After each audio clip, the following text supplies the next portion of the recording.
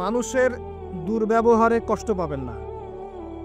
যখন কাছের মানুষটা আপনাকে কষ্ট দিবে, এবং কাছের মানুষ কষ্ট আপনাকে দিবেই, কাছের মানুষটা আপনাকে বেশি কষ্ট দিবে জীবনে, তখন আপনি কষ্ট পাবেন না যদি আল্লাহর জন্য ওদেরকে ভালোবাসেন। যে আমি তো আল্লাহর জন্য এই কাজগুলো করছি, তারা শুকরিয়া আদায় করলেই বাকি আর না করলেই বাকি, তখন আপনি কষ্ট পাবেন না। দুইজন ব্যক্তি যারা আল্লাহর জন্য পরস্পরকে মহব্বত করে, এই দুইজন মানুষকে আল্লাহ পাক আরশের ছায়া ছায়া দিবেন। পারা যাবে ইনশাআল্লাহ। 5 নাম্বার, সেই ব্যক্তি যে এত গোপনে দান সদাকা করে, যার বাম হাত জানে না ডান হাত কি সদাকা করেছে। পারা যাবে? এখন তো ওই যে মাশাআল্লাহ আমরা নাম লিখাই আর সদকা করি, তাই না? অমুকে 10,000, অমুক সাহেব 20,000, অমুক 500। প্রথমে বড় বড় নোটের সদাকা হয়, আমি অবশ্য এটা জানতাম না, মাঠে নেমে বুঝতে পারছি। প্রথমে বড় বড় ফিগার বলে, কে কে দিবেন 5,000 হাত তোলেন, 5,000 লিখাও। তারপর কে কে দিবেন 1,000 হাত তোলেন, কে কে দিবেন 500 হাত তোলেন, নাম টাম লিখা হয়। পরে লাস্টে বলে যে কালেকশন করছে, আচ্ছা খুচরাগুলোও দেন। পরে খুচরাগুলোও দেওয়া হয়। জানিয়ে দান করা যায়। অনেক সময় এমন হয়েছে, নবী সাল্লাল্লাহু আলাইহি ওয়াসাল্লাম বলেছেন, কার ঘরে কি আছে নিয়ে আসো। রিয়া চলে আসতে পারে মনের মধ্যে, যে আমি 10,000 দিয়েছি, মানুষ আমার নাম জানলো। রিয়া আসতে সময় লাগে না। কেমন করে আসে? আল্লাহর নবী বলেছেন সাল্লাল্লাহু আলাইহি ওয়াসাল্লাম, অন্ধকার রাতে কালো পাথরের উপরে কালো পিঁপড়া হেঁটে গেলে যেমন বোঝা যায় না, রিয়া এমন ভাবে আপনার কলবে আসতে পারে। কিভাবে ঠেকাবেন আপনি? আপনি বুঝতেই পারবেন না। এই যে আপনারা সেলফি তুলতে চান, ছবি তুলতে চান, ভালোবাসান, আমি জানি ভালোবাসেন, ভালোবাসার অতিরিক্ততা প্রদর্শন করতে চান, একটাই ভয় করি, সেটা হচ্ছে রিয়া। রিয়া বা অহংকার যদি পেয়ে বসে, তার দ্বারা দিনে কোনো খেদমত সম্ভব না। আলেমদেরকে নিয়ে, বক্তাদেরকে নিয়ে, দায়ীদেরকে নিয়ে, আল্লাহর পথের যারা মুজাহিদা করে, এদেরকে নিয়ে অতিরিক্ত মাত্রায় বাড়াবাড়ি করবেন না। আল্লাহর ওয়াস্তে অতিরিক্ত মাত্রায় বাড়াবাড়ি করবেন না। যত বেশি করবেন তত তাদের প্রতি মানুষের চোখ লাগবে, এবং চোখ লাগা সত্য। তত তাদের ভিতরে রিয়া আসতে পারে, অহংকার আসতে পারে। কারণ আমরা অত্যন্ত দুর্বল ইমানের মানুষ। আমরা যারা এই যুগে বসবাস করছি, সবাই খুবই দুর্বল ইমানের মানুষ। এই জন্য রিয়া অহংকারের সুযোগ দিয়ে না। মুসাফা করেন, ওকে ফাইন। ছবি টবির সংস্কৃতি বাদ দিয়ে দেন। আমি বারবার নিষেধ করি, তারপরেও আপনার এই কাজগুলো করেন।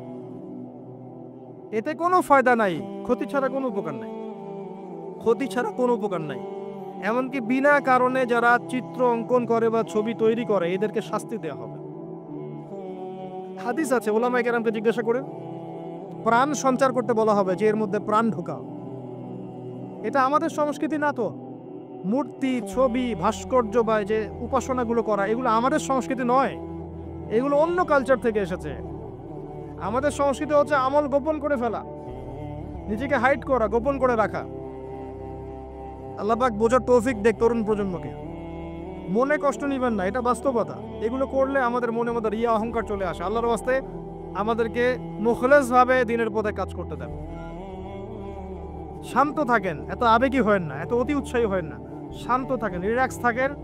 দিনের বিজয় একদিনে এক তাকবীরে হবে না, একদিনে দিনের বিজয় হবে না। আস্তে আস্তে আস্তে আস্তে দিন এগিয়ে যাবে ইনশাআল্লাহ। আল্লাহ পাকের একটা সুন্নাহ, আল্লাহ পাকের একটা চিরন্তন সুন্নাহ হচ্ছে, হুটহাট কিছু আল্লাহ পাক করেন না। দিন থেকে রাত হয় কি ধাপ করে হয়?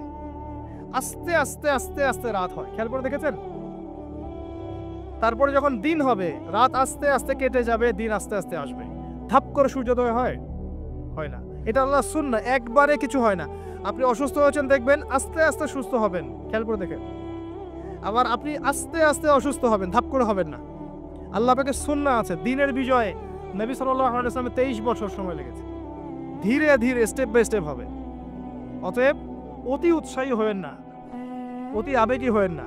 কনস্ট্রাকটিভ কাজ করেন, মাথা ঠান্ডা রাখেন, অতি আবেগী হয়েন না, রিল্যাক্স থাকেন, আস্তে আস্তে দিনের কাজ করেন। ইনশাআল্লাহ দিন এগিয়ে যাবে ইনশাআল্লাহ। বেশি বেশি মানুষকে দেখাতে যায়েন না। আমার কথা শোনেন, আজকে বাংলাদেশে কয়জন কাদিয়ানি হয়েছে, কয়জন খ্রিস্টান হয়েছে, আপনি কি জেনেছেন? যারা করেছে ওরা কি ফেসবুকে স্ট্যাটাস দিয়েছে, ছবি দিয়েছে, আজকে অমুককে খ্রিস্টান বানালাম, দেখেন দিয়েছে? যদি দিত, তাদের কাজে তারা এখন সফল হতো না। যদি ওরা শুরু থেকে এই কাজগুলো করতো, তাদের কাজে তারা এত সফল হতো না। এখন দেখবেন কয়দিন পর কাদিয়ানীদের কনফারেন্স হবে, দেখে নিয়েন। কয়দিন পর দেখবেন যারা খ্রিস্টান হচ্ছে তারা প্রকাশ্যে সমাবেশ করবে, প্রকাশ্যে মানুষ শিয়া হয়ে যাচ্ছে, কত কি হয়ে যাচ্ছে আপনার খবরই নাই। প্রত্যন্ত অঞ্চলগুলো ঘুরে আসে, দেখেন এগুলো দিয়ে ভর্তি হয়ে গেছে। গলায় যে রশি এটা অলরেডি পরিয়ে টান দেওয়া শেষ, আর আমরা পরে আছি শোডাউন নিয়ে, ছবি তোলা, আপলোড দেওয়া, ভিডিও করা, এই করা। আমরা এত আবেগী কেন ভাই? যারা প্র্যাকটিক্যালি কাজ করছে ওরা এত আবেগ দিয়ে কাজ করছে না, প্র্যাকটিক্যালি কাজ করছে। দেখেন মাঠে ময়দানে কাজ করে শেষ করে ফেলছে। বিশ্বাস হচ্ছে না কথা? আপনি উত্তরবঙ্গ ঘুরে আসেন, গিয়ে দেখেন, পার্বত্য অঞ্চল ঘুরে আসেন, দেখেন। আর আমরা পড়ে আছি আইওয়া শোডাউনে। একটা লেকচার দিলে মনে হয় যে সারা জগতের মানুষকে জানাতে না পারলে ভালো লাগে না। গাড়ি থেকে নামবো, সারা দেশের মানুষ দেখুক আমি গাড়ি থেকে নামছি, ঠিক আছে? একজন ভাইকে পেয়েছি, সেলফি ফেসবুক তুলে মানে একাকার অবস্থা, দেখুক সারা দেশের মানুষ উনি এসেছে স্টেজে। এতে করে ওম্মার উপকার যতটুকু না করলেন, ক্ষতি করে ফেলেছে। এটা আপনারা বুঝতে পারছেন না। যাই হোক, আমি আশাও ছেড়ে দিয়েছি অনেক অংশে যে আপনারা বুঝবেন। বিশ্বাস করেন, মন থেকে অনেকটা আশাও ছেড়ে দিয়েছি যে আপনারা বুঝবেন। মাঝে মাঝে অবস্থা আবার এমন হয়ে যাচ্ছে। তারপরেও দোয়া করি আল্লাহ পাক সবার মধ্যে সদ্বুদ্ধির উদ্ভব ঘটাক, আপনাদেরকে স্মার্ট মুসলিম হওয়ার তৌফিক দান করুন। ভিতরে ভিতরে আপনি আত্মশুদ্ধি অর্জন করেন, ব্যক্তি জীবনটা শুদ্ধ করেন, পরিবার ঠিক করেন, পড়াশোনা করেন, হালাল রিজিকের দিকে ফোকাস করেন, আলেম ওলামা সোহবতে যান, দিন শেখান, চর্চা করেন, প্রচার করেন। আস্তে আস্তে দিন আগাবে ইনশাআল্লাহ তাআলা।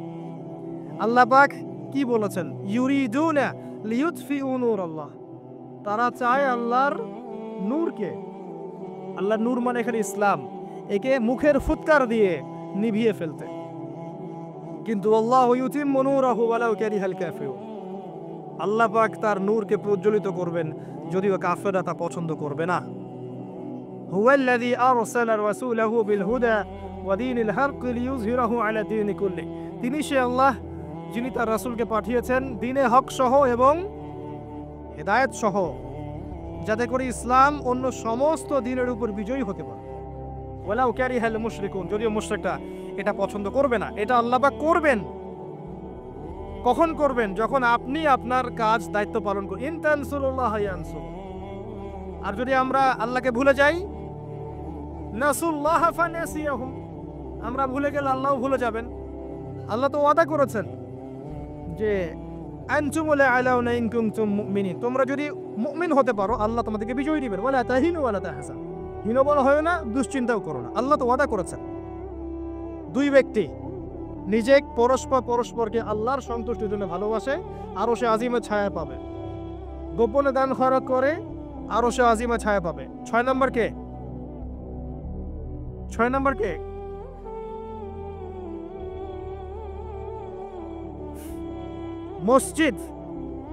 মসজিদের সাথে যাদের কলব অন্তর জুড়ে থাকে এরা হচ্ছে এক শ্রেণী। আমি সিরিয়াল 1 নাম্বার বলেছি ন্যায় পরায়ণ বাদশা। 2 নাম্বার যুবক যার যৌবনকালটা আল্লাহর পথে সে কাটিয়ে দিয়েছে। 3 নাম্বার সুন্দরী নারী আহ্বান করেছে কিন্তু সে বলেছে আমি আল্লাহকে ভয় করি। দান খয়রাত করেছে এত গোপন ভাবে, ডান হাত বাম হাত জানে না ডান হাত কি দান করেছে। একটা মিস করেছি মাঝখানে, সেটা হচ্ছে এমন শ্রেণীর মানুষ যাদের হৃদয় বা কলব মসজিদের সাথে ঝুলন্ত থাকে। মানে এক ওয়াক্ত নামাজ পড়ে এসেছে, পরের ওয়াক্তে যাওয়ার জন্য মনটা ব্যাকুল থাকে। এমন 5 ওয়াক্ত নামাজের সংখ্যা আমাকে দেখান কতজন। এবং যারা পড়ছি তারাও নামাজ বুঝে পড়ছে কিনা, নামাজে দিল লাগে কিনা, নামাজ পড়ে তৃপ্তি হচ্ছে কিনা, নামাজ পড়েও হারাম ছাড়তে পারছে কিনা, এগুলো খেয়াল করে। ফজর এশায় কয়জন আসছে খেয়াল করে। এগুলো ইম্পর্টেন্ট জিনিস, বেসিক জিনিস। আরেকটা হচ্ছে 7 নাম্বার, যে আল্লাহর স্মরণে যেই ব্যক্তিরা গোপনে চোখের পানি ফেলতে পারে, আল্লাহকে স্মরণ করেছে গোপনে নীরবে নিভৃতে, চোখ দিয়ে দরদর করে পানি পড়ছে, এই চোখ জাহান্নামের আগুন দেখবে না ইনশাআল্লাহ। এই 7 শ্রেণীর মানুষকে আল্লাহ পাক তার আরশের ছায়া দিবেন। আমরা কি আরশের ছায়া পেতে চাই? আল্লাহ পাক আমাদের এই 7 শ্রেণীর অন্তর্ভুক্ত হওয়ার তৌফিক এনায়েত করুন, আমিন। আমি আলোচনার শেষে এই 7টা পয়েন্ট আপনাদেরকে ধরব। আমি জিজ্ঞাসা করব কারা বলতে পারেন, শুধু হাত উঁচু করবেন। এখন না, শেষের দিকে, একটু পরে। যিনি সঠিক উত্তর দিতে পারবেন আমার পক্ষ থেকে স্পেশাল পুরস্কার আছে ইনশাআল্লাহ, হাদিয়া দিব ইনশাআল্লাহ একটা, যদি বলতে পারেন। সাতটাই বলতে হবে, মনে মনে মুখস্থ করেন। লেকচার খালি শুনবেন, বাসায় গিয়ে ঘুমাবেন চলবে না। যেটা লেকচার শুনেছেন পড়া দিয়ে তারপর বাসায় যাবেন, এটা ক্লাসের মতো। এবার আসেন, এই আরশের ছায়া আল্লাহ পাক ছায়া দিবেন। এই আরশ আল্লাহ পাক সৃষ্টি করেছেন, তারপরে সৃষ্টি করেছেন কলম। কি সৃষ্টি করেছেন? কলম সৃষ্টি করে বলেছেন উকতুব, কলম বলেছে মাযা আকতুব, কলম তুমি লিখো। কলম বলেছে আমি কি লিখবো? আল্লাহ পাক বলেছেন কিয়ামত পর্যন্ত যা হবে সব লিখে ফেলো।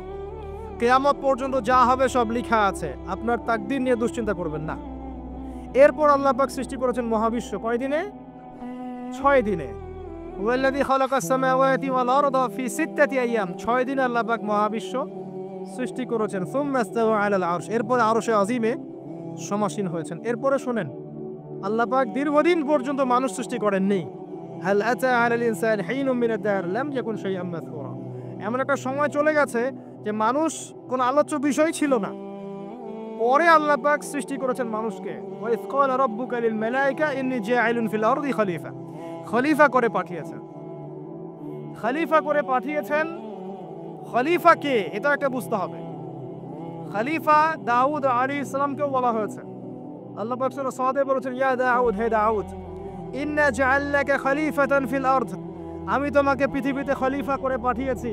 তোমার কাজ কি? তোমার কাজ হচ্ছে ফাহকুম বাইনান নাসি বিল হক, মানুষের মাঝখানে হকের মানদণ্ডে বিচার ফয়সালা করো। যারা আল্লাহর বিধান অনুযায়ী মানুষের মাঝখানে বিচার ফয়সালা করে এরা আল্লাহর খলিফা। যারা মানুষের মাঝখানে আল্লাহর বিধান দ্বারা বিচার ফয়সালা করে না তারা আল্লাহর খলিফা নন। কথা বুঝতে পারছেন? ওয়ালা তাত্তাবিউল হাওয়া, নিজের প্রবৃত্তির অনুসরণ করো না, তাহলে এটা তোমাকে আল্লাহর পথ থেকে বিচ্যুত করবে।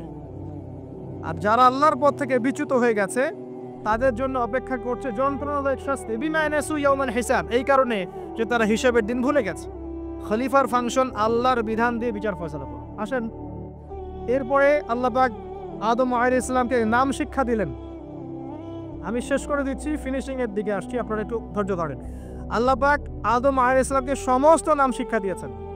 এমন কোন নাম নাই যেটা আল্লাহ পাক তাকে শিক্ষা দেন নাই। ওয়াল্লামা আদামাল আসমাআ কুল্লাহা, আমি আদমকে সমস্ত নাম শিক্ষা দিয়েছি। এরপরে সুন্না আরদাহুম আলাল মালায়েকা, এরপরে ফেরেশতাদের সামনে এনেছে এবং ফেরেশতাদেরকে বলেছেন, আল্লাহ বলেছেন তোমরা এই নামগুলো বলে দাও। তারা বলেছে লা ইলমা লানা ইল্লা মা আল্লামতানা। আল্লাহ পাক আদমকে বলেছেন আলাইহিস সালাম তুমি নামগুলো বলে দাও। এরপর তিনি সমস্ত নাম বলে দিয়েছেন। আল্লাহ পাক তারপরে বলেছেন আলাম আকুল লাকুম ইন্নী আ'লামু গায়বাস সামাওয়াতি ওয়াল আরদ ওয়া আ'লামু মা তুবদুনা ওয়া মা কুনতুম তাকতুমুন। আল্লাহ পাক এরপরে গিয়ে বলছেন ওয়া ইয কুলনা লিল মালাইকাতি ইসজুদু লিআদম, এই যে জ্ঞানের কারণে আল্লাহ পাক সম্মানিত করেছেন, এখন বলছেন সিজদা করো। কি কারণে আমরা সম্মানিত বলেন তো?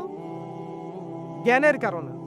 অতএব জ্ঞান চর্চা আমাদের প্রথম কাজ। ইকরা বিসমি রাব্বিকাল্লাযী খালাক, প্রথমে জ্ঞান, আগে পড়েন তারপর লিখেন, জ্ঞান চর্চা।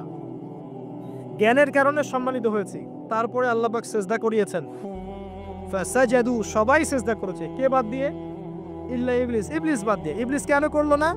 আবা ওয়াস্তাকবারা, সে অহংকার করেছে, উদ্ধত আচরণ করেছে। সে যুক্তি দিয়েছে খালাকতানি মিন নার ওয়া খালাকতাহু মিন তিন, আমাকে সৃষ্টি করেছেন কি দিয়ে? আগুন দিয়ে, আদমকে মাটি দিয়ে, আমি কেন তাকে সিজদা করতে যাব? এই যে আল্লাহর আদেশকে লঙ্ঘন করা, আল্লাহর আদেশের বিরুদ্ধে কথা বলা চিরস্থায়ী জাহান্নামে যাওয়ার কারণ। ইবলিস কিন্তু কম জানতো এমন নয়। ইবলিস প্রচন্ড জ্ঞানী ছিল, আবেদও ছিল। মনের অহংকারের কারণে সে ব্যক্তি সে জাহান্নামে চলে গেছে। আর সে কিন্তু ফেরেশতা ছিল না, সে ছিল জিনদের একজন। কানা মিনাল জিন, সূরা কাহফের মধ্যে আছে। এরপরে খেয়াল করে দেখেন, এই অহংকার যদি আজকে আমাদের মধ্যে চলে আসে, যত বড় ডিগ্রি সার্টিফিকেট থাক না কেন, আমার পরিণাম জাহান্নামী হবে না। আউযুবিল্লাহ। যার হৃদয়ের মধ্যে যাররা পরিমাণ অহংকার থাকবে আল্লাহ পাক তাকে জান্নাত দিবেন না। অহংকার আল্লাহর চাদর। অহংকার কার চাদর? আল্লাহর চাদর। আল্লাহর চাদর নিয়ে টানাটানি করলে আল্লাহ পাক জান্নাত দিবেন না। অহংকার কাকে বলে? বাতারুল হক ওয়া গমতুন নাস, সত্যকে প্রত্যাখ্যান করা আর অন্য মানুষকে তুচ্ছ তাচ্ছিল্য করা, এটা হচ্ছে অহংকারের নিদর্শন। আপনার ড্রেসটা সুন্দর হোক, কাপড় সুন্দর হোক, এগুলো অহংকারের নিদর্শন নয়। আল্লাহ পাক জামিল ইউহিব্বুল জামাল, আল্লাহ পাক সুন্দর, তিনি সৌন্দর্য পছন্দ করেন, এটা সমস্যা না। অন্যকে তুচ্ছ তাচ্ছিল্য করলে অহংকার হবে। আমি মূল পয়েন্টে আসছি। দেখেন, আদম আলাইহিস সালামকে আল্লাহ পাক জান্নাতে রাখলেন এবং তার সঙ্গিনী হিসেবে তিনি হাওয়া আলাইহিস সালামকে সৃষ্টি করলেন। কথা বুঝতে পারছেন? কি কারণে সৃষ্টি করলেন? আদম আলাইহিস সালামের একাকিত্ব এবং আল্লাহ পাকের দীর্ঘ পরিকল্পনা আছে, এবং ইবলিসকে দিয়ে পরীক্ষা করালেন। আদম আলাইহিস সালামের কোন জায়গা থেকে হাওয়া আলাইহিস সালামকে সৃষ্টি করা হয়েছে বলেন? পাঁজরের হাড়, সোজা না বাঁকা? নবী সাল্লাল্লাহু আলাইহি ওয়াসাল্লাম বলেছেন, বাঁকা হাড়কে জোর করে সোজা করতে যেও না, ভেঙে যাবে। আর ওই অবস্থায় ছেড়ে দিলে বাঁকাই থেকে যাবে। নসিহতের মধ্য দিয়ে, উত্তম আচরণের মধ্য দিয়ে পথ চলতে হবে। ওয়া আশিরুহুন্না বিল মারুফ, এছাড়া কোনো অপশন নাই। আমার কথা শোনেন, এই জায়গা থেকে মেয়েদের পয়েন্টে আসছি আমি। আল্লাহ পাক আদম থেকে হাওয়া সৃষ্টি করেছেন আলাইহিস সালাম। নারী পুরুষ একে অপরের প্রতিদ্বন্দ্বী নয়, যেমনটা পশ্চিমারা শিখিয়েছে। এখনকার আধুনিকায়ন যা শেখাচ্ছে নারী পুরুষ একে অপরের প্রতিদ্বন্দ্বী, এখানে আল্লাহ বলছেন নারী পুরুষ একে অপরের পরিপূরক, একজন আরেকজনের অংশ, মহব্বত, ভালোবাসা, প্রণয়ের মাধ্যম, একে অপরের প্রতিদ্বন্দ্বী নয়। এখনকার সমাজ শিখায় ছেলে পড়লে আমি কেন পারবো না, সে পড়লে আমি কেন পারবো না, এটা শিখায় না? কাউন্টারিজম, মানে একে অপরের প্রতিদ্বন্দ্বী। আল্লাহ পাক বলছেন তা তোমরা একে অপরের পরিপূরক। খেয়াল করে দেখেন, এখান থেকে শুরু হয়েছে সৃষ্টি, তারপরে না সন্তান সন্ততি জন্ম নেওয়া হয়েছে। এখান থেকে আপনাকে হেদায়েত দিতে হবে যে নারীদেরকে বলবো, আপনারা পুরুষদের প্রতিদ্বন্দ্বী নন, আপনারা পুরুষদের পরিপূরক। একজন নেককার নারী একজন পুরুষের পিছনে থাকলে এই পুরুষ বিশ্ব জয় করতে পারবে ইনশাআল্লাহ। পরে আসেন নূহ আলাইহিস সালাম, তার স্ত্রী কি ঈমান এনেছিল? ঈমান আনে নাই। এখানে মনে রাখবেন, আপনি যদি ঈমান না আনেন, আকীদা ঠিক না করেন, আমল ঠিক না করেন, আপনার পরিচয়, বংশ, গোত্র, বর্ণ আপনাকে বাঁচাতে পারবে না। নূহ আলাইহিস সালামের স্ত্রী জাহান্নামে চলে গেছে, লূত আলাইহিস সালামের স্ত্রী জাহান্নামে চলে গেছে, যদিও তারা নবীদের আন্ডারে ছিলেন। আল্লাহর রাসূল সাল্লাল্লাহু আলাইহি ওয়াসাল্লাম তার মেয়ে ফাতিমা রাদিয়াল্লাহু আনহাকে বলেছেন, দুনিয়াতে যা চাওয়ার আমার কাছে চেয়ে নাও, পরকালে তোমার উপকার করতে পারছি না আমি। আর ফাতিমা রাদিয়াল্লাহু আনহা কেমন মানুষ ছিলেন আপনারা জানেন? তো আমি আমাদের মা বোনদেরকে অনুরোধ করবো, আল্লাহকে ভয় করেন, নিজের নফস ঠিক করেন, নিজের কবরের ফিকির করেন, আমল আকীদা ঠিক করেন। আপনি কত বড় আলেমের স্ত্রী, কত বড় শাইখের স্ত্রী, আপনি আপনার স্বামী কত বড় পলিটিক্যাল লিডার, কত বড় সোশ্যাল লিডার, এটার মানদণ্ড আল্লাহ দেখবেন না। আপনার ঈমান, আমল, তাকওয়া শুধু আল্লাহ পাক দেখবেন। আসেন কোরআনের পাতায় পাতায় যাই, চলেন আপনাকে নিয়ে যাচ্ছি। ইব্রাহিম আলাইহিস সালাম নাম শুনেছেন? তার স্ত্রী সারা আলাইহিস সালাম পৃথিবীর সুন্দরী নারীদের মধ্যে অন্যতম। দুজন সুন্দরী নারীর কথা এসেছে, একজন হাওয়া আলাইহিস সালাম, একজন সারা আলাইহিস সালাম। আমাদের এইসব সুন্দরী নারীদের চেয়ে হাজার গুণ সুন্দরী ছিল, অত্যন্ত সুন্দরী। খেয়াল করে দেখবেন, এই যে ইব্রাহিম আলাইহিস সালামের বংশধর যারা, তাদের চেহারা এবং মানে সুরত কিন্তু অত্যন্ত সুন্দর। আমাদের নবী মুহাম্মদ সাল্লাল্লাহু আলাইহি ওয়াসাল্লাম প্রচন্ড সুন্দর ছিলেন না? তার আদি পিতাকে ইসমাইল আলাইহিস সালাম না? ইসমাইল আলাইহিস সালাম ইব্রাহিম আলাইহিস সালামের সন্তান নয়? ওই দেখেন ব্লাড চলে আসছে। ইউসুফ আলাইহিস সালাম, তার বাবাকে ইয়াকুব আলাইহিস সালাম, তার বাবা ইসহাক আলাইহিস সালাম, তার বাবা ইব্রাহিম আলাইহিস সালাম, ওই যে একই লেগেসি। দেখেন তারা প্রচন্ড সুন্দর ছিলেন। এমনকি নবী সাল্লাল্লাহু আলাইহি ওয়াসাল্লাম মেরাজের রাতে গিয়ে যখন ইব্রাহিম আলাইহিস সালামের সাথে সাক্ষাৎ করেছেন, তিনি পরে বলেছেন যে আমার শকল, সুরত আর ইব্রাহিম আলাইহিস সালামের চেহারার মধ্যে অনেক মিল আছে, সাদৃশ্য আছে, একই রকম। আমরা কিন্তু দরুদের মধ্যেও মুহাম্মদ সাল্লাল্লাহু আলাইহি ওয়াসাল্লামের নামের পাশে ইব্রাহিম আলাইহিস সালামের নাম বলছি। তাদের উভয়ের জীবনে প্রচন্ড মিল ছিল, একই রকম ছিল। পয়েন্টে আসেন, সারা আলাইহিস সালাম অত্যন্ত সুন্দরী ছিলেন। তিনি একাই তার স্বামীর সাথে বের হয়ে চলে গেলেন কোথায়? ওই যে প্যালেস্টাইন, যেটা এখন দখল করে রেখেছে এই জিউসরা। তার সাথে কেউ নাই। ইব্রাহিম আলাইহিস সালামের সাথে পরিবার নাই, সমাজ নাই, কেউ নাই। তার স্ত্রী আছে। একজন নেককার স্ত্রী সাথে থাকলে স্বামী বিশ্ব জয় করতে পারবে। এই জায়গায় আমি ছেলে মেয়ে সবার জন্য হেদায়েতের কথা বলছি। মেয়েরা আমাকে অনেক অভিযোগ দিয়েছে, মেয়ে নিয়ে কোনো কথা বলি না ওয়াজের মধ্যে। আমি এখন কিছু কথা বলে শেষ করছি। সারা আলাইহিস সালাম যখন যাচ্ছেন, একজন লম্পট রাজা, মনে আছে, লম্পট একজন বাদশা তাকে ভোগ করতে চেয়েছিল, তুলে নিয়ে কিডন্যাপ করেছে। এই সময় ইব্রাহিম আলাইহিস সালাম মাজুর ব্যক্তি, নামাজে দাঁড়িয়ে গেছেন, আল্লাহর কাছে সাহায্য চাচ্ছেন। এটাই নবীগণের সুন্নাহ। কোনো সমস্যায় পড়লে নামাজে দাঁড়িয়ে যেতেন। আর আমরা এখন সমস্যায় পড়লে হাউমাউ শুরু করি, তাই না? আর এদিকে সারা আলাইহিস সালাম আল্লাহর কাছে দোয়া করছেন, আল্লাহ তুমি যদি জেনে থাকো আমি আমার সতীত্ব আমার স্বামী ছাড়া অন্য কাউকে দেই নাই, তাহলে আজকে এই জালেমের হাত থেকে আমাকে রক্ষা করো। হাত বাড়াতে না বাড়াতেই তার হাত অবশ্যই পড়ে গেছে। সুবহানাল্লাহ। তিনবার চেষ্টা করেছে, তিনবার বেহুশ হয়ে পড়ে গেছে। এই সারা আলাইহিস সালামের মতো সতীত্ব রক্ষাকারী জেনারেশন কি এখন আছে? এখন তো নিজে নিজের সতীত্ব বিলিয়ে দিতে পারলে বাঁচে। এমনকি কেউ যদি নাও নেয় সতীত্ব, দেখা যায় যে নগ্ন ছবি তুলে ইমো, ফেসবুক, হোয়াটসঅ্যাপে আপলোড দিয়ে শেষ করে ফেলছে, তাই করছে না?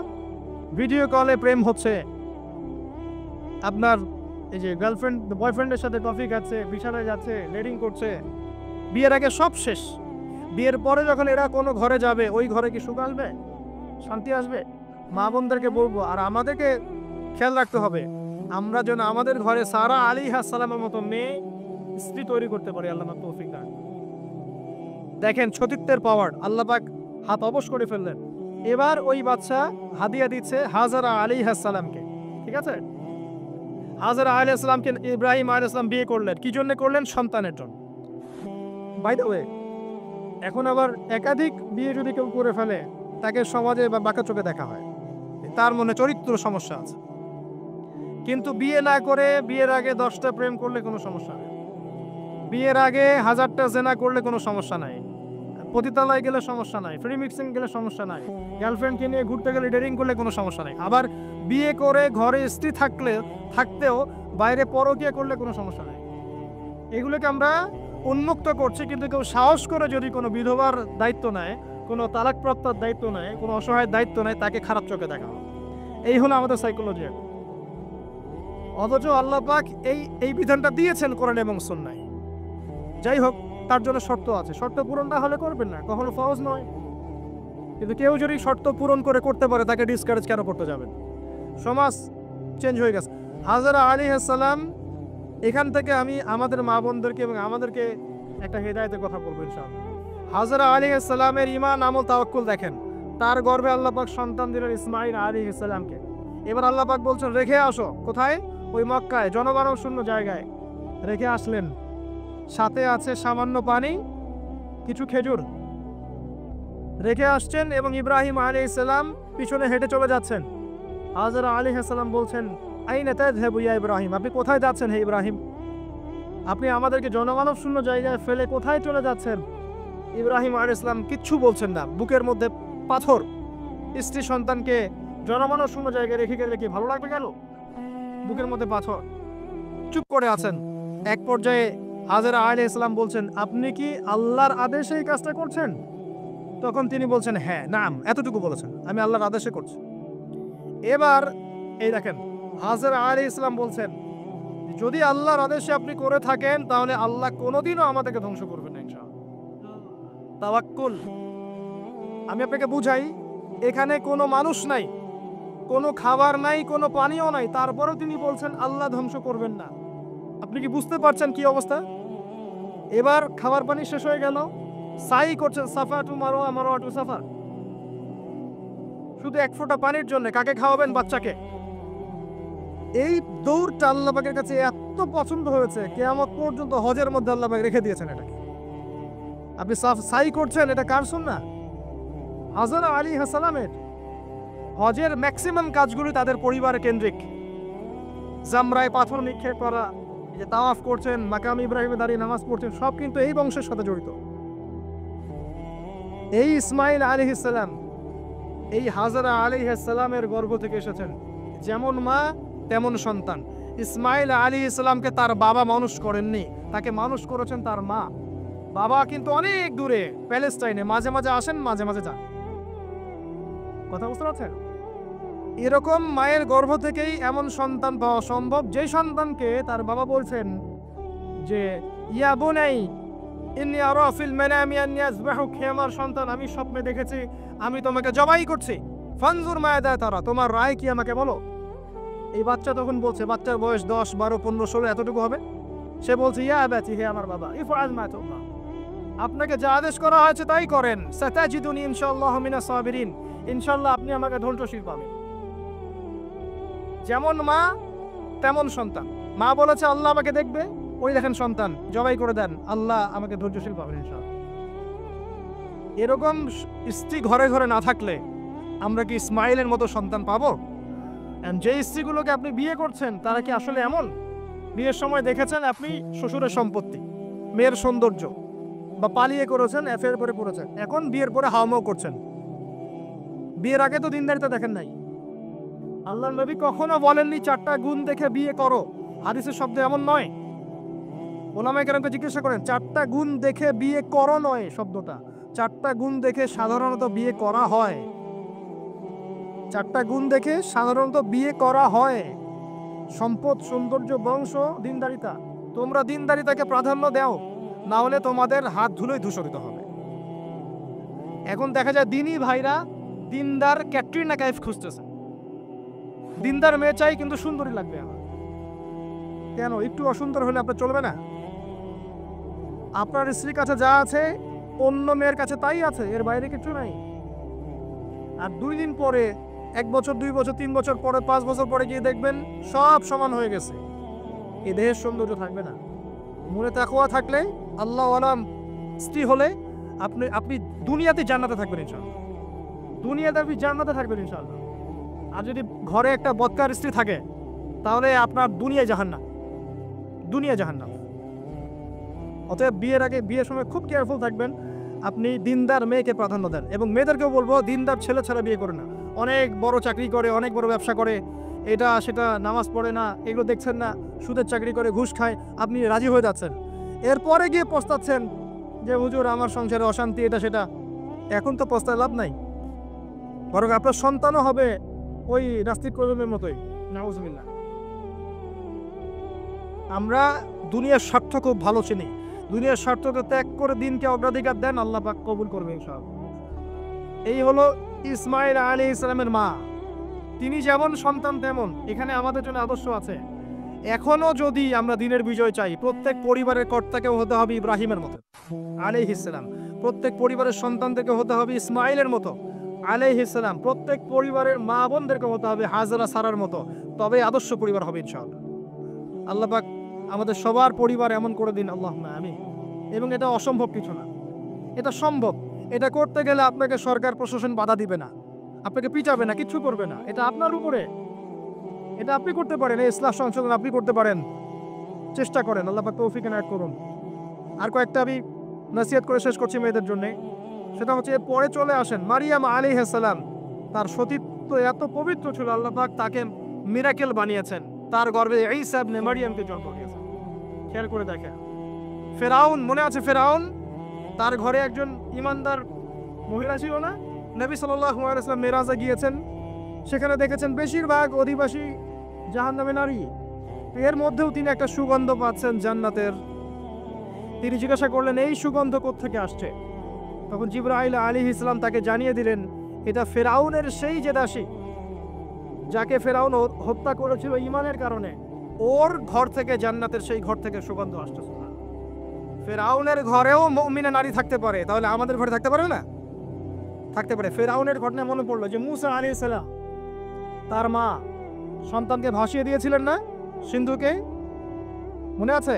আল্লাহ পাক ওই সন্তানকে তার কোলে আবার ফিরিয়ে দিয়েছেন, মনে আছে? এখানে একটা শিক্ষা আছে।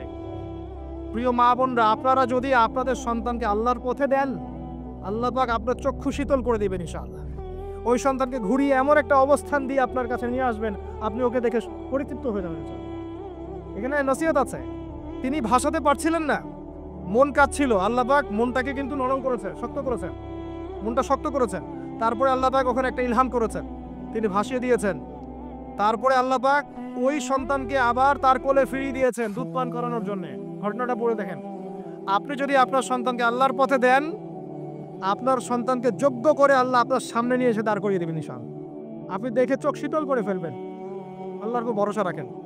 মুসা আলাইহিস সালামের কথা একটা ঘটনা মনে পড়লো। তিনি যখন ওই যে ঘুষি দিয়ে একজন মরে গেছে, তিনি চলে গেলেন ওই কওমে শুআইব মাদিয়ানে, সেখানে গিয়ে বসে আছেন এবং দেখছেন দুইজন মেয়ে পানি আনার জন্য এসেছে, তাই না? পানি আনতে পারছে না, তিনি গিয়ে হেল্প করলেন। এই মেয়ে দুটো গিয়ে শুআইব আলাইহিস সালামকে বললেন যে হুয়া রাজুলুন কাওয়িউন আমিন, একজন ব্যক্তিকে দেখেছি সে খুব কাওয়ি, শক্তিশালী এবং আমিন, বিশ্বস্ত। শুআইব আলাইহিস সালাম পাঠালেন তাকে ডেকে নিয়ে আসো। এবার এই যে মেয়েটা হেঁটে হেঁটে আসছে, এদিকে মুসা আলাইহিস সালাম গাছের আড়ালে বসে দোয়া করছেন, রব্বি ইল্লি লিমা আনজালতা ইলাইয়া মিন খায়রিন ফাকির। এই মেয়ে হেঁটে হেঁটে এসে মুসা আলাইহিস সালামকে বলছেন, আমার বাবা আপনাকে ডাকছেন। এই মেয়েটার হেঁটে হেঁটে আসাটাকে আল্লাহ পাক সূরার মধ্যে বলেছেন। এই মেয়েটা লাজুক পায়ে হেঁটে হেঁটে এসেছে। কিভাবে? লাজুক ভঙ্গিতে সে হেঁটে হেঁটে এসে বলেছে, আমার বাবা আপনাকে ডাকছেন। কথা বুঝতে পারছেন? এই লজ্জাশীলতা এখনকার মেয়েদের মধ্যে আপনি আমাকে দেখান। এই লাজুক ভঙ্গিতে হেঁটে আসা মেয়েদের যে হাঁটাটাও পর্দা, মেয়েদেরকে কে বুঝাবে হাঁটার মধ্যেও পর্দা আছে? কে বুঝাবে যে গলার ভয়েসে পর্দা আছে, চোখের চাহনিতে পর্দা আছে? একটা মেয়ে সবকিছু ঢেকেছে, মনে করেন চোখটা ঢাকে নাই, এই চোখ দুটো দেখেই একটা ছেলে তার প্রেমে পড়তে পারে। একটা ছেলে হিসেবে বলছি, এটা সম্ভব। একটা হাতের কবজি দেখে আপনি একটা মেয়ের প্রেমে পড়তে পারেন, ভালো লাগতে পারে, সম্ভব। মেয়েদেরকে আল্লাহ পাক এত সুন্দর করে সৃষ্টি করেছে। আল্লাহ পাকের সবচেয়ে শ্রেষ্ঠ সৃষ্টি হচ্ছে মেয়েরা। মানুষ তো অবশ্যই, তারপরে মেয়ে মানুষ। এই নারী আপনার হয় জান্নাতের মাধ্যম হবে, অথবা আপনার জীবনের সবচেয়ে বড় ফিতনা হবে। কারণ নবী সাল্লাল্লাহু আলাইহি ওয়াসাল্লাম বলেছেন, আমি পুরুষদের জন্য মহিলাদের চেয়ে বড় কোনো ফিতনা রেখে যাচ্ছি না। প্রচন্ড বড় ফিতনা হতে পারে, সাবধান। তো এখানে দেখেন মেয়ের হাঁটার বর্ণনা আল্লাহ পাক দিয়েছেন। এখনকার জেনারেশনে মেয়েদেরকে আপনি হাঁটা শেখান। রাস্তাঘাটে, শপিং মলসে, সব জায়গায় দেখবেন গেঞ্জি আর জিন্স আর টি শার্ট পরে, ফর্মাল পোশাক পরে, স্যুট বুট পরে ঘুরছে। মাঝে মাঝে পোশাকের এখানে ওখানে ফাড়া ছেঁড়া, এটাই নাকি স্টাইল। এমন পোশাক পরছে যেটা পরেও দেহের অঙ্গ প্রত্যঙ্গ বোঝা যাচ্ছে, এমন পোশাক পরছে যেটা বাইরে থেকে ভিতরের অঙ্গ দেখা যাচ্ছে। অমুসলিমদের পোশাক পরছে, ছেলেদের পোশাক পরছে, এগুলো সবই আখিরুজ্জামানের সাইন। আখিরুজ্জামান এরকম মেয়েদের সংখ্যা বাড়বে। ঈসা উনকে আসিয়াতুন আরিয়া, এরা কাপড় পরেও নগ্ন থাকবে। মুইলাতুন মামিলাত, এরা মানুষকে আকৃষ্ট করবে, নিজেরও আকৃষ্ট হবে। এরা জান্নাতের গন্ধও পাবে না, যদিও জান্নাতের গন্ধ যোজন যোজন দূর থেকে পাওয়া যায়। আখিরুজ্জামানের সাইন আপনি দেখবেন, মেয়েরা ছেলেদের পোশাক পরে ঘুরছে। এখন এই শুআইব আলাইহিস সালামের মেয়ের মতো এদেরকে কে লজ্জা শেখাবে? নাই লজ্জা শরমে বালাই। স্যার ক্লাস নিচ্ছে, সে গোল হয়ে বসে আছে, কোচিং করছে। টিচার গায়রে মাহরাম, সে ক্লাস নিচ্ছে, পড়াচ্ছে, গোল টেবিল করে বসে আছে মেয়েরা। দেখবেন কারো গায়ে হিজাব নাই, সালোয়ার কামিজ পরে ক্লাস করছে এবং দেহের অঙ্গ প্রত্যঙ্গ বোঝা যাচ্ছে। এবং কোনো কোনো সময় দেখবেন টিচারও সুযোগ নিচ্ছে, গায়ে হাত দিচ্ছে, বলছে ও তো আমার মেয়ের মতো। হ্যাঁ, আমরা তো ইউনিভার্সিটিতে পড়েছি। এরপরে খেয়াল করে দেখবেন টিচারের সাথে ছাত্রীর প্রেম হয়ে গেছে। কত মেয়ে যে রেপের শিকার হচ্ছে, মুখ ফুটে বলে না। যে কয়টা খবর আসে পেপার পত্রিকা, এগুলো খুব নগণ্য খবর, বাস্তবতা আরো অনেক কঠিন, পরিসংখ্যান অনেক বেশি, অনেক বেশি। মেয়েরা তো আর মুখ ফুটে বলবে না আমার সাথে এরকম অন্যায় করা হয়েছে। কিছু কিছু মেয়ে যখন বলে তখন আপনি খবর পান। অনেক মেয়ে প্রাইমারি স্কুল থেকেও, তারা প্রাইমারি লেভেল থেকে একদম বয়স যখন 10-15 এখান থেকে শুরু করে কলেজ পর্যন্ত ধর্ষণের শিকার হয়েছে, রেপের শিকার হয়েছে, গার্লফ্রেন্ড বয়ফ্রেন্ডের দ্বারা বা টিচারের দ্বারা, কোনো কোনো ক্ষেত্রে চলতে ফিরতে গুন্ডা মাস্তানের দ্বারা। এটা হচ্ছে ফ্রি মিক্সিং হবে। ছেলে আর মেয়েকে আপনি একসাথে জড়িয়ে দিয়েছেন, এগুলো চলবেই। এখন অনেক সময় এমনও হয়েছে মেয়ে পড়াচ্ছেন, চারপাশে গোল হয়ে বসে আছে ছেলেরা। আর কখন আমরা এমনও দেখেছি যে কলেজে মাঠের মধ্যে বসে আছে ছেলে মেয়ে একসাথে গোল হয়ে, গ্রুপ স্টাডি। মিথ্যা কথা বলছেন? Group study. কলেজে আন্দোলনের সময় দেখেছি, কোনো দাবি নিয়ে আন্দোলন হচ্ছে, দেখবেন যে এই যে ছেলে শুয়ে আছে মেয়ের কোলে মাথা দিয়ে, মনে হচ্ছে সে যেন তাদের স্ত্রী মনে হয়। এগুলো কি? এগুলো চলছে। এখন এখানে আপনি কিভাবে আপনার বাসায় পর্দা ধরে রাখবেন? কিভাবে সম্ভব? বেশি বেশি মেয়েদের যুগোপযোগী মাদ্রাসার প্রয়োজন, বেশি বেশি মেয়েদের ইসলাহি আলোচনার দরকার, মেয়েদের মধ্যে দাওয়াতি কাজের দরকার। এবং মেয়েদেরকে অনেক সময় দাওয়াতি কাজের অভাবে ভুল দাওয়াত দিয়ে বাড়ি থেকে বের করে নিচ্ছে। মাহরাম ছাড়া সফর দিচ্ছে, খেয়াল করে দেখেন। এমন অনেকও জামাত বের হচ্ছে মাহরাম ছাড়া জেলা জেলায় সফর, দলিল দিচ্ছে এটাও নাকি জিহাদ। নাউযুবিল্লাহ। কিভাবে হচ্ছে? কারণ আমরা যেহেতু ওদের দাওয়াতটা কমিয়ে দিচ্ছি, মেয়েরা মেয়েদের মধ্যে দাওয়াতি কাজ করছে না, দাওয়াত সংকীর্ণ, বেদাতিরা এবং ভ্রষ্ট যারা পথভ্রষ্ট এরা ওদেরকে ঘর থেকে বের করে নিচ্ছে, ইসলামের নামেও বোরখা পরিয়েও বের করে নিচ্ছে। খুব অবস্থা খারাপ। আপনি খেয়াল করেন, দেখবেন এগুলো ধরতে পারবেন। তো এই বিষয়গুলো খেয়াল রাখেন। কোরআনের পাতায় পাতায় হেদায়েত আছে। আমি বললে অনেক লম্বা হয়ে যাবে, শেষ করছি এদিকে এসে। সর্বশেষ নবী আসেন মুহাম্মদ সাল্লাল্লাহু আলাইহি ওয়াসাল্লাম। তার জীবনে এই যে 23 বছরের মিশন, এই মিশনে সবচেয়ে বড় ভূমিকা কে রেখেছেন বলেন তো? তার স্ত্রী খাদিজা রাদিয়াল্লাহু আনহা। মক্কার 13 বছর মানুষ তাকে যতটা না বিশ্বাস করেছে, খাদিজা রাদিয়াল্লাহু আনহা শুরু থেকে তার পাশে ছিলেন। শেষ বয়সে গিয়ে নবী সাল্লাল্লাহু আলাইহি ওয়াসাল্লাম তার কথা বেশি বেশি বলতেন। আয়েশা রাদিয়াল্লাহু আনহা স্বভাবগত কারণেই, একটা মানবিক একটা মেয়েদের আচরণগত কারণেই জেলাস ফিল করতেন যে আপনি তার কথা বারবার কেন বলেন। তিনি বলতেন, হে আয়েশা, তোমরা খাদিজাকে ভালো মন্দ বলো না। যখন কেউ আমার কথা বিশ্বাস করে নাই, খাদিজা করেছে রাদিয়াল্লাহু আনহা। তিনি এমন একজন মানুষ ছিলেন যিনি তার প্রতিপত্তি, সম্পদ, সামাজিক খ্যাতি সবকিছু ইসলামের কল্যাণে ঢেলে দিয়েছেন। হেরা গুহায় নবী সাল্লাল্লাহু আলাইহি ওয়াসাল্লাম যখন বসে থাকতেন, তিনি গিয়ে খাবার পানি দিয়ে আসতেন। হেরা গুহায় একবার উঠে দেখেন কত উঁচু, কত কষ্ট। আমরা যুবক বয়সে উঠতে পারবো না, এখন সহজ, তারপরেও কষ্ট আছে। এখন না হয় সহজ, ওই সময় কি সিঁড়ি ছিল? তিনি এভাবে উঠতেন, খাবার দিতেন। চিন্তা করে দেখেন, একজন নারী এই কাজটা করতেন। এবার আসেন, খাদিজা রাদিয়াল্লাহু আনহার বান্ধবীদেরকে খুঁজে খুঁজে নবী সাল্লাল্লাহু আলাইহি ওয়াসাল্লাম গোশত হাদিয়া পাঠাতেন, তাকে এত ভালোবাসতেন। জিবরাইল আলাইহিস সালাম এসে খাদিজা রাদিয়াল্লাহু আনহাকে সালাম দিয়েছেন। নবীজিকে বলেছেন, ওই যে খাদিজা আসছে ইয়া রাসূলুল্লাহ, তিনি যখন আসবেন তাকে বলবেন যে জিবরাইল আলাইহিস সালাম তাকে সালাম দিয়েছেন, এবং আল্লাহ পাক তার জন্য জান্নাতে এমন একটা ঘর নির্মাণ করেছেন যেখানে কোনো হট্টগোল নাই, কোনো শোরগোল নাই। খাদিজা রাদিয়াল্লাহু আনহা, তার ইন্তেকালে নবী সাল্লাল্লাহু আলাইহি ওয়াসাল্লাম অত্যন্ত ব্যথিত হয়েছিলেন, অত্যন্ত ব্যথিত হয়েছিলেন। তার বয়স তখন কত? 23। খাদিজা রাদিয়াল্লাহু আনহার বয়স তখন 40, বিয়ের সময়। কোন ছেলে কি সাধারণত এত বছরের মহিলাকে বিয়ে করতে চাইবে? নবী সাল্লাল্লাহু আলাইহি ওয়াসাল্লাম করেছেন। তাদের মাঝে এত হৃদ্যতা, ভালোবাসা ছিল যেটা অন্য কোথাও ছিল না। হ্যাঁ, পরবর্তীতে আয়েশা রাদিয়াল্লাহু আনহার ক্ষেত্রেও নবী সাল্লাল্লাহু আলাইহি ওয়াসাল্লাম বলেছেন যে আমার মন আয়েশার দিকে বেশি টানে, এই কারণে তোমরা আমাকে ভর্ৎসনা করো। মানুষের মন সব দিকে সমান তো হবে না, কারো দিকে একটু বেশি ঝুঁকবে, এই জন্য তোমরা আমাকে ভর্ৎসনা করো। আয়েশা রাদিয়াল্লাহু আনহা, যতগুলো হাদিস আপনি জানছেন এর মধ্যে ম্যাক্সিমাম হাদিস যে কয়েকজন রাবি বর্ণনা করেছেন তার মধ্যে একজন হচ্ছেন আয়েশা রাদিয়াল্লাহু আনহা। এই ঘরের হাদিসগুলো কার থেকে জানলেন? আয়েশা রাদিয়াল্লাহু আনহা থেকে। ইসলামের খেদমতে আয়েশা রাদিয়াল্লাহু আনহার যে ভূমিকা, আমাদের এই সেকুলার সোসাইটির সমস্ত নারীকে একত্রিত করলেও কোনো খেদমত আসবে না। আসবে? তিনি স্বামীর অকৃতজ্ঞ হয়, লানত করে, অভিশাপ দেয়, বুক চাপড়ায়, মাতম করে এবং আল্লাহ এবং তার রাসূলের অবাধ্য হয়। 4টা কারণ এসেছে মোটামুটি ভাবে। মৃত্যুবরণ করলে কেউ তারা মাতম করে, গাহাত পাত থাপড় দেয়, চাপড়ায়, জামা কাপড় ছিঁড়ে ফেলে, অনেক ক্ষেত্রে এমন করে। এই কারণে মাইয়াতকে শাস্তি দেওয়া হয়, মা বোনদেরকে এটা ত্যাগ করতে হবে। এরপরে স্বামীর অকৃতজ্ঞ হয়, স্বামী সারা জীবন যদি তার জন্য কাজ করে, তার জন্য তার ভরণ পোষণের ব্যবস্থা করে, একদিন যদি কোনো কিছু ভালো না পায় বলে বসে সারা জীবন তোমার কাছে কিছুই পেলাম, এবং বেশি বেশি অভিশাপ দেয়, ঝগড়া লাগলেই গালিগালাজ অভিশাপ দিয়ে বসে। এই কাজগুলো যদি তারা ত্যাগ করতে পারে, ইনশাল্লাহ তারা বেশি বেশি জাহান্নামে যাবে না।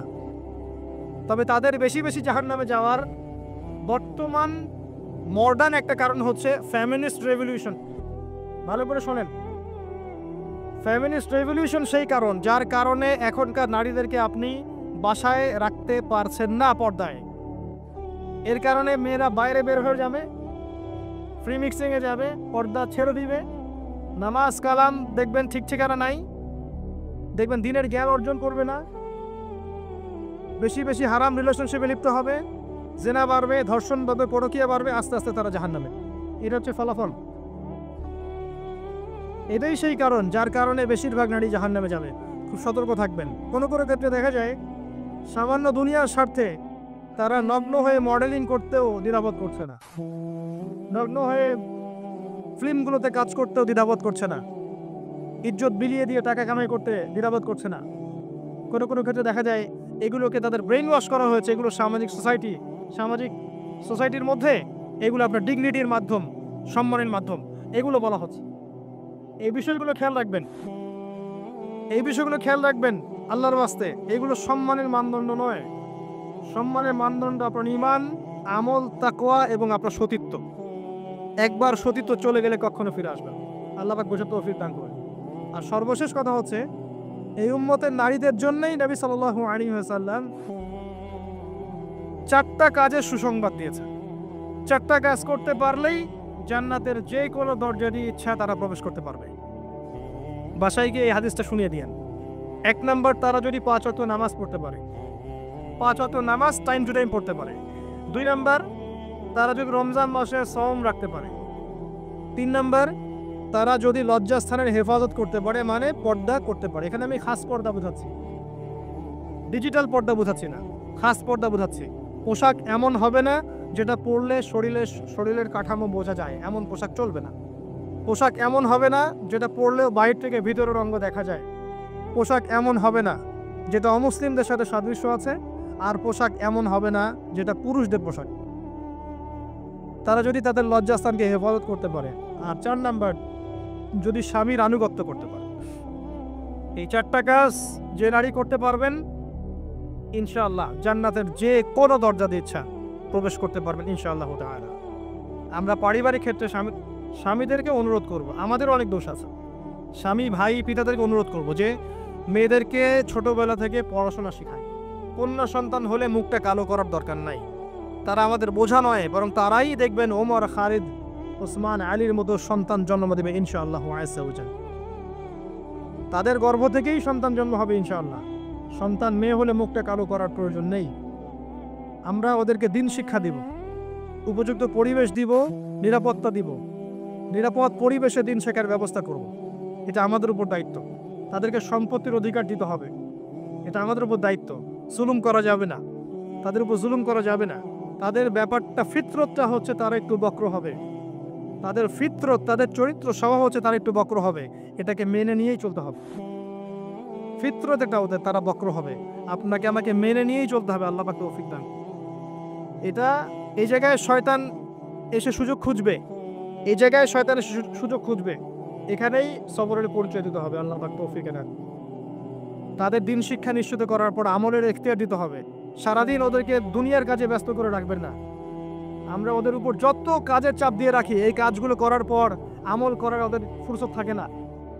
কাজের চাপ কমিয়ে দেন। এতগুলো তরকারি কেন রান্না করতে হবে? 1টা 2টা করলেই তো এনাফ। সময় দেন, ওদেরকে সময় দেন। প্রতি বেলায় কেন চুলায় হাঁড়ি চলাতে হবে? নবী সাল্লাল্লাহু আলাইহি ওয়াসাল্লামের তো বাড়িতে 3 মাস কখনো চুলাই জ্বলে নাই। পরপর 2 বেলা তিনি কখনো পেট ভরে খাননি। আমাদের প্রত্যেক বেলায় কেন এত রান্না করতে হবে? ওদেরকে এত ব্যস্ত রাখবেন কেন? সময় দেন, পড়াশোনা করতে দেন, তালিম করতে দেন। 1 বেলা রান্না করেন, 3 বেলা খান। ওরা এত মার্কেটে ঘুরবে কেন? আমরা কি মরে গেছি নাকি? আমরা মাসের বাজার করে দেব। 1 মাসের বাজার আগেই করা শেষ, বাসা থাকা। মাসের বাজার করে ফেলবে। রমজান আসছে, রমজান আসার আগেই সব শপিং শেষ।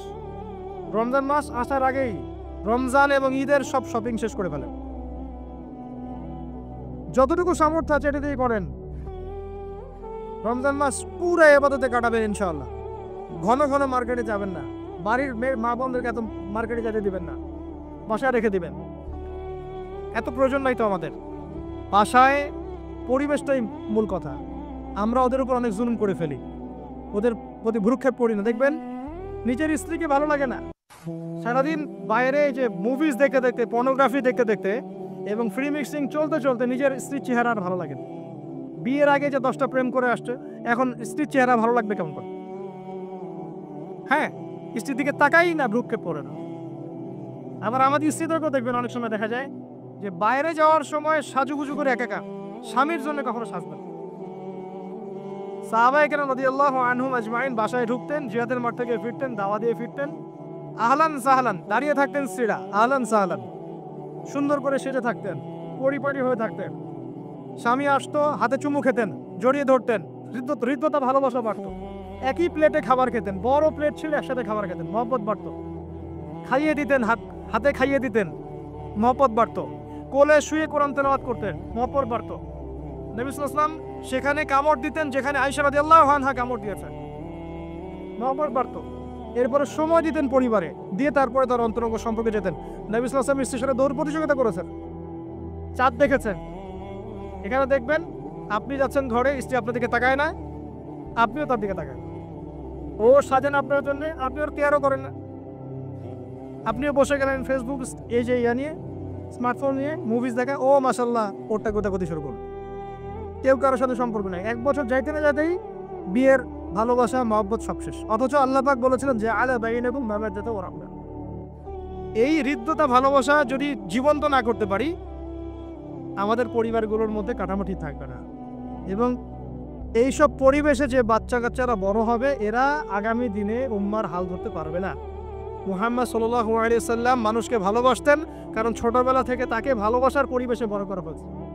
উমর রাদিয়াল্লাহু আনহু খুব কঠোর ছিলেন, কারণ ছোটবেলা থেকে তাকে কঠোরতার মধ্যে মানুষ করা হয়েছে। এই বিষয়গুলো মানুষের উপর প্রভাব বিস্তার করে।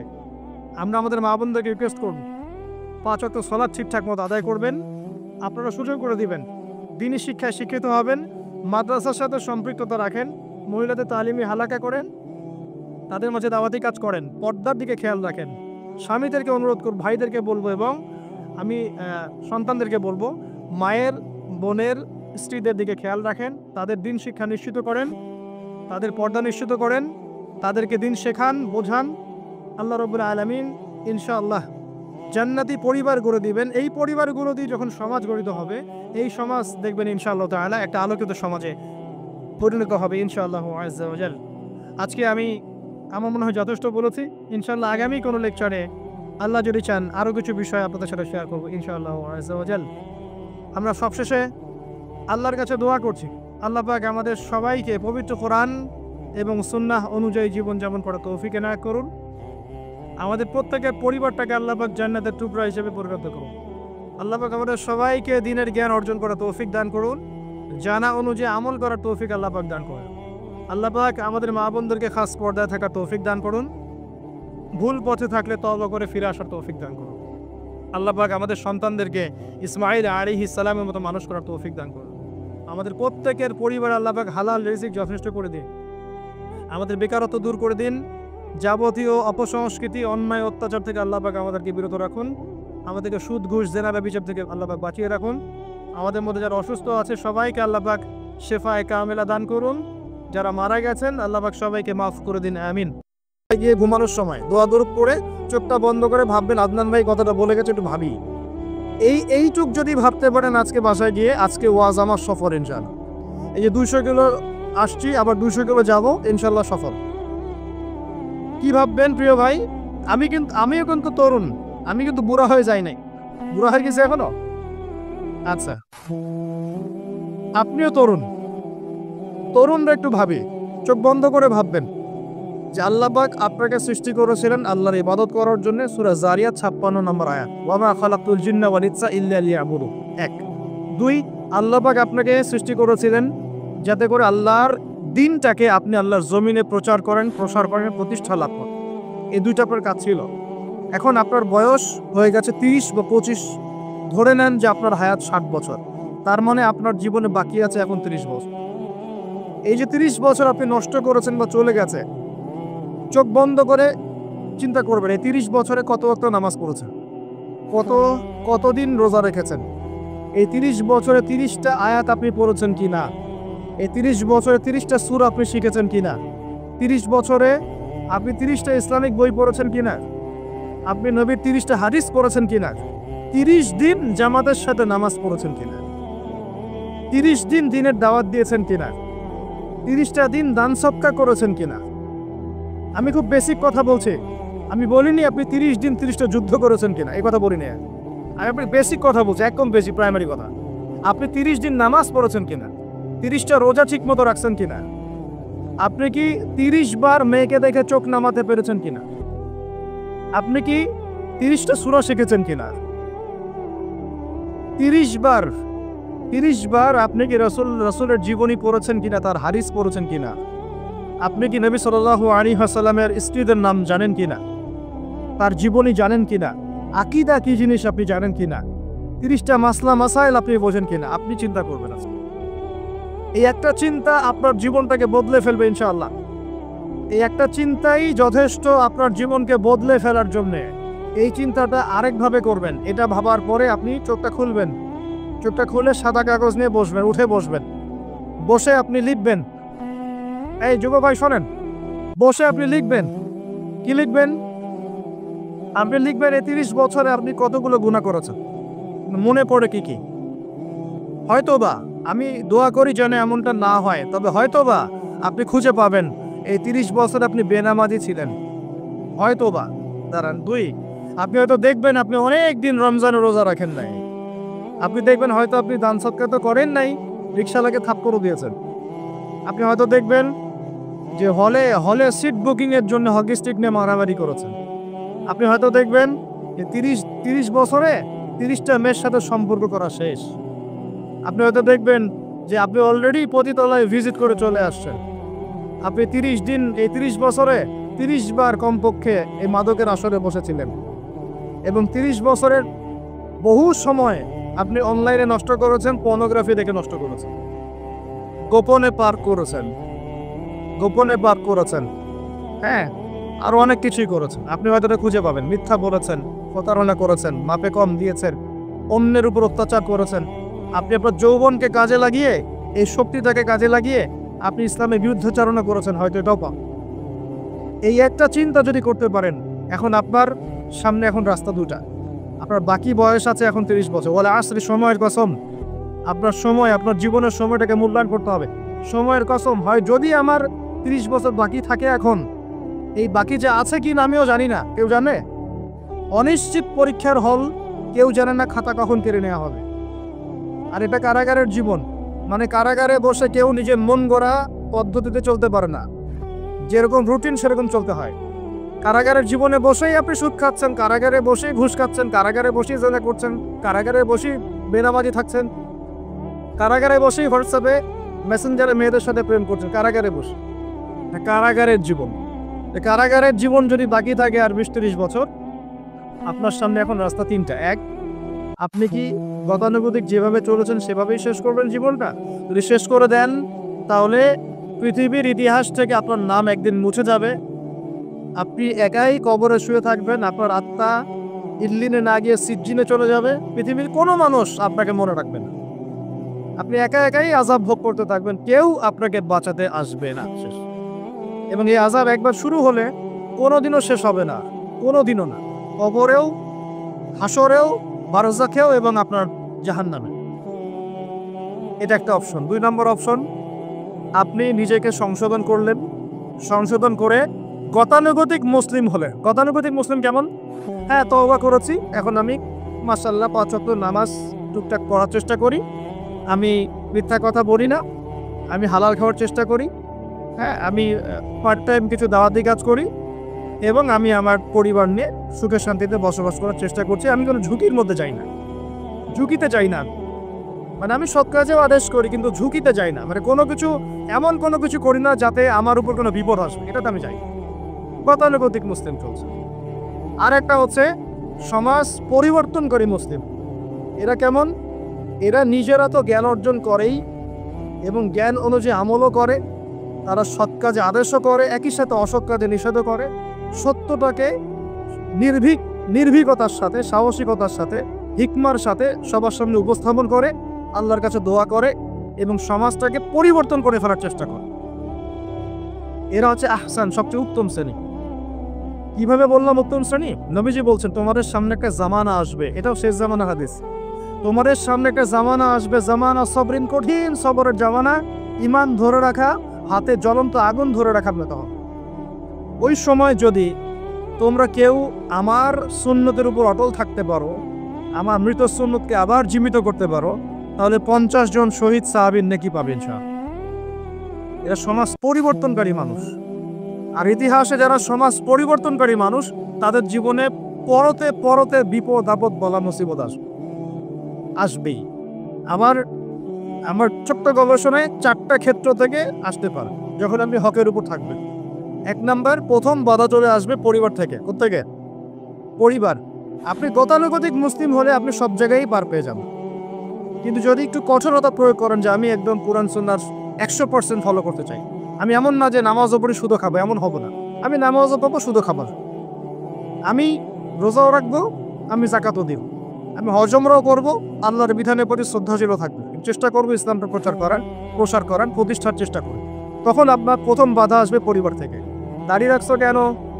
দাঁড়িয়ে রাখলে তোমাকে এরকম লাগে। হ্যাঁ, তুমি চাকরির উপরে কাপড় কেন পরছো? পরলে তোমাকে অমন লাগে। আগে তো গিটার বাজাইতা, আগে তো গান গাইতা, আগে মেয়ে নিয়ে থাকতা, ভালো ছিল। এখন কেন সারাদিন বই নিয়ে পড়ে থাকো, ইসলামিক বই নিয়ে পড়ে থাকো, নামাজ দিয়ে পড়ে থাকো? হ্যাঁ, কি পরিবর্তন হলো! বাবা মার টেনশন, এখন পিতামাতার টেনশন। কেউ তো এরকম অ্যাডভার্টাইজ বানিয়ে টিভিতে দেখাচ্ছে, এগুলা দেখেন নাই? আগে ছেলে ভালো ছিল, হঠাৎ করে কি পরিবর্তন হয়ে গেল। হ্যাঁ, সুবহানাল্লাহ। আল্লাহর পথে ফিরে আসা মানুষের ক্রাইটেরিয়াগুলো মেনশন করে করে বলছে, এগুলো দেখা গেলে যোগাযোগ করবেন স্থানীয় কর্তৃপক্ষের সাথে, ওই ছেলের মতো সমস্যা আছে। আস্তাগফিরুল্লাহ, আস্তাগফিরুল্লাহ। একজন ব্যক্তি গিটার বাজাতো, গান গাইতো, মাদকের সাথে ছিল, মেয়ে নিয়ে ফুর্তি করতো, সেখান থেকে এসেছে নামাজ পড়ছে, এই জন্য কি সে জঙ্গি হয়ে যাবে? এখন সে মাশাআল্লাহ কোরআন তেলাওয়াত পড়ছে, কোরআন বোঝার চেষ্টা করছে, আলেম ওলামার কাছে গিয়ে পরামর্শ করছে, হাদিস পড়ছে, এই জন্য কি সে জঙ্গি হয়ে গেছে? পশ্চিমারা যা গিলায় আমরা তাই গিলি। পশ্চিমারা যা গিলায় আমরা তাই গিলবো কেন? ওদের কাছে কিসের জ্ঞান আছে? পশ্চিমাদের কাছে কোরআনের জ্ঞান আছে, হাদিসের জ্ঞান আছে। ও সিলেক্ট করে দিবে যে কোনটা জিহাদ আর কোনটা জঙ্গিবাদ? আশ্চর্যকর ব্যাপার। কোরআন এবং সুন্নাহর চর্চা যদি মুসলিমরা করে তাহলে কি তারা সন্ত্রাসী হয়ে যাবে? ওরা তো চাইবেই যেন আমরা এই কাজগুলো না করি।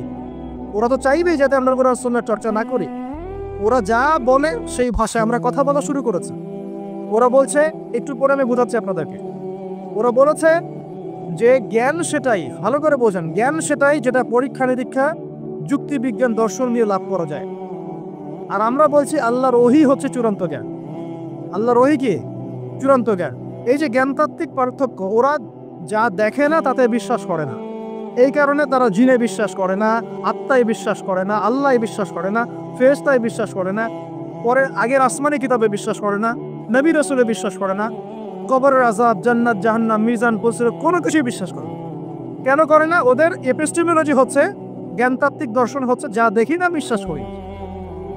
ওই দর্শনটা আমরা কাট পেস্ট করে নিয়ে আমাদের ছোট ছোট বাচ্চাদেরকে এখন গিলাচ্ছে এইগুলা। ওই দর্শন কেন ফলো করব আমরা? আমাদের দর্শন হচ্ছে চূড়ান্ত জ্ঞান কার পক্ষ থেকে আসে? আল্লাহর পক্ষ থেকে আসে। আল্লাহ যা সত্য বলেছেন তাই সত্য, আল্লাহ যা মিথ্যা বলেছেন তাই মিথ্যা। আল্লাহর ওহী চূড়ান্ত সত্য মিথ্যার মানদণ্ড, মানুষের যুক্তি, বিজ্ঞান, দর্শন নয়। এই জায়গায় তো পার্থক্য, সে করেই তো পার্থক্য। এই জ্ঞানতাত্ত্বিক সংজ্ঞায় পার্থক্য বলেই তো আপনাকে ডারউইনের মতবাদ পড়াচ্ছে, কারণ সে তো বিশ্বাসই করে না যে মানুষকে আল্লাহ সৃষ্টি করেছে। আর আমরা বিশ্বাস করি আদম আলাইহিস সালামকে সৃষ্টি করেছেন কে? অতএব এই মতবাদের আমাদের কোনো প্রয়োজন নাই, কারণ আমরা তো জানি কোরআনে আল্লাহ পাক এটা বলেছে। যে জানে না, যার কাছে কোরআন নাই, যার কাছে হাদিস নাই, তার ওই মতবাদের প্রয়োজন আছে, আমার তো নাই। ওরা যা বলে আমরা তাই গেলার চেষ্টা করি। ওরা এগুলো সংজ্ঞা শিখিয়ে দিয়েছে যে মুসলিম যুবকরা এরকম করলে তারা খারাপ হয়ে যাবে, এখন বাস এটা প্রচার করা হচ্ছে। আশ্চর্য বিষয়। আমরা তো চাইবো প্রত্যেক ঘরে ঘরে কোরআনওয়ালা মানুষ তৈরি হোক, হাদিসওয়ালা মানুষ তৈরি হোক, নামাজি হয়ে যাক সবাই, তাহলে সমাজে শান্তি আসবে। একজন নামাজি ব্যক্তি বেশি ভদ্র হয় না বেনামাজি ভদ্র হয়? বলেন। নামাজ মানুষকে শৃঙ্খলা শেখায় না, কোরআন মানুষকে মানবতা শেখায় না। কোরআন সুন্নাহর কোনো জায়গায় কি বলা আছে নিরপরাধ কোনো মানুষকে হত্যা করতে হবে? বরং আমি তো একটা আয়াত বললাম, কেউ যদি একজন মানুষের জীবন বাঁচায়, সূরা মাইদা আল্লাহ পাক বলছেন, কেউ যদি একজন মানুষের জীবন বাঁচায়, সে যেন পুরো মানব জাতিকে বাঁচালো, বলি আলহামদুলিল্লাহ। আর কেউ যদি কোনো মানুষকে অন্যায়ভাবে হত্যা করে, সে যেন পুরো মানব জাতিকে হত্যা করে।